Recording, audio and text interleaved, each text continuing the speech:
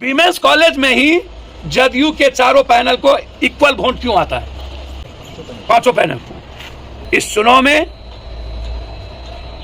Number 1 number 2 direct अपनी अपनी party के चुनाव की जीत पर लड़ रहे थे।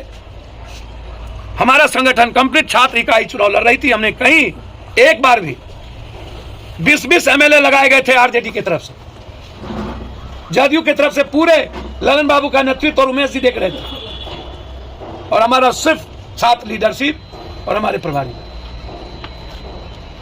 यह चुनाव विचारों का जीत नहीं है, यह सरकार प्रायोजित धन साम दाम दंड भेद से कल छल बल से जीता गया। हम इसको स्वीकार करते हैं कि हम हारे हैं।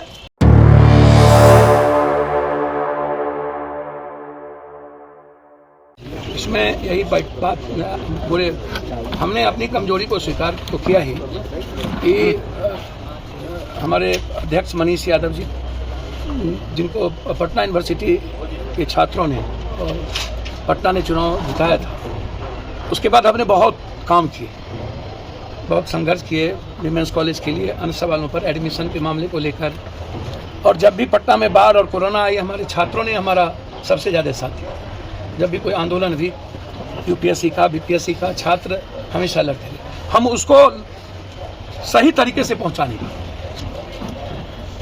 हमारा जो लीडरशिप था, शुरू में हम गौतम आनंद चुनाव लड़े, फिर हमारे उस वक्त चांद बने, फिर हम चुनाव लड़े, फिर हम उस वक्त भी 2 पैनल पर थे, पहली बार भी पैनल पर थे, तीसरी बार हम पैनल पर थे, अध्यक्ष हम चुनाव जीते, चौथे बार कहाँ कमी रह गई। तो उसमें मैं मानता हूं कि संघर्ष हम नंबर 1 में रहे। छात्रों की आवाज हमने उठाई, छात्रों के काम करने में पीछे नहीं रहे। छात्रों के लिए आंदोलन सबसे ज्यादा जन अधिकार पार्टी ने किया, युवाओं के रोजगार पर सबसे ज्यादा जन अधिकार पार्टी ने किया। फिर कोई पार्टी आज तक सड़कों पर नहीं रहती है। जन अधिकार पार्टी के बाद कोई काम रहता है तो माले के बच्चे या लड़के कुछ रहते हैं, वामपंथी।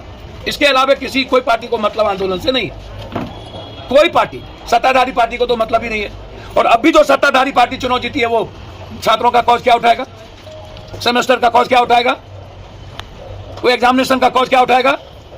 वो अपने सरकार के खिलाफ वो लड़ तो नहीं पाएंगे।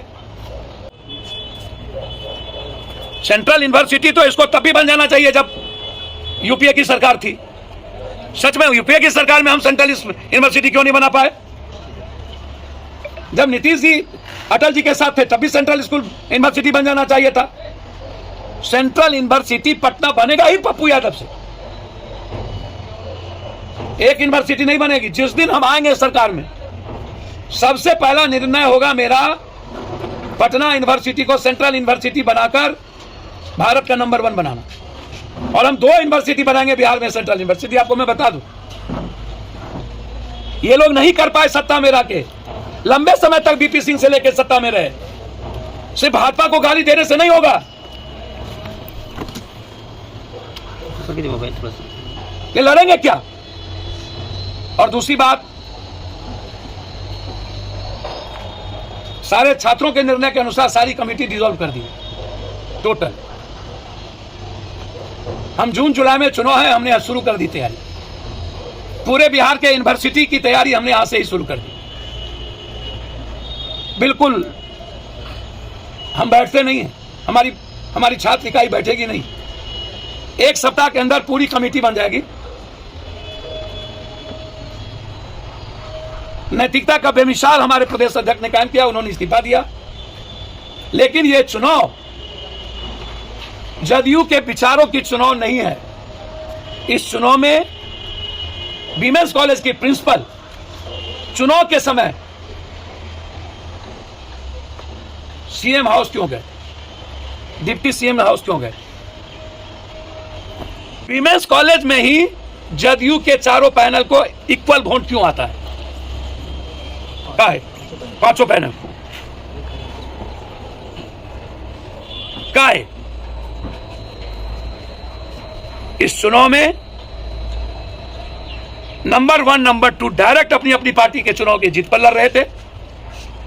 हमारा संगठन कंप्लीट छात्र इकाई चुनाव लड़ रही थी। हमने कहीं एक बार भी 20-20 एमएलए लगाए गए थे आरजेडी की तरफ से, जदयू की तरफ से पूरे ललन बाबू का नेतृत्व और उमेश जी देख रहे थे, और हमारा सिर्फ छात्र लीडरशिप और हमारे प्रभारी।